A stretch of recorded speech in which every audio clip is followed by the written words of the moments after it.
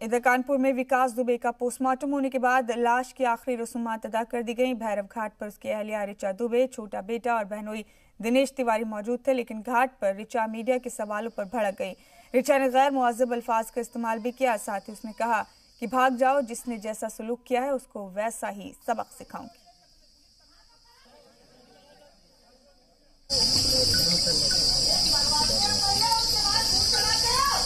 तो आपका पति क्या करता था? विकास ये सच क्या है?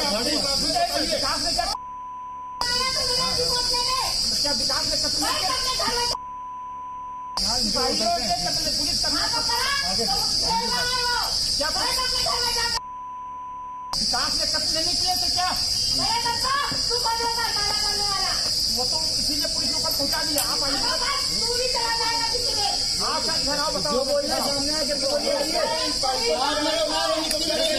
आप बताइए इनकाउंटर सही किया क्या किया? ये बताइए।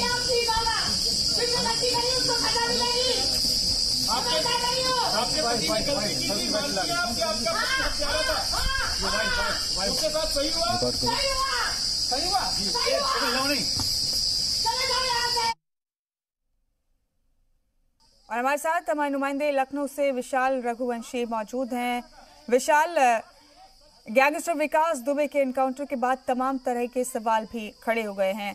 लोगों को इस बात की बड़ी बेदारी अब होने लगी है कि विकास दुबे एनकाउंटर के मामले की जांच किसको सौंपी जाए, किसे ना सौंपी जाए। आपसे तफसील जानना चाहेंगे। इंस्पेक्टर सतह पर जांच सौंपी गई है इंस्पेक्टर अनुराग मिश्रा को। मजीद अपडेट आपके पास क्या है विशाल, और इस मामले में अभी क्या क्या पेशरफ्त हुई है आगे? देखिए, फिलहाल गैंगस्टर विकास दुबे के इनकाउंटर की पूरी कहानी लगातार जो विरोधी खेमा है वो उठा रहा था कि फर्जी तरीके से इनकाउंटर हुआ है। फिलहाल इसको देखते हुए जांच जो है वो सौंप दी गई है। डॉक्टर अनुराग मिश्रा को ये जांच पूरी सौंपी गई है। इसके साथ साथ जो विकास दुबे की पत्नी है, उनके बेटे हैं आकाश दुबे जो बड़े वाले, उनसे भी पुलिस ने पूछताछ की है।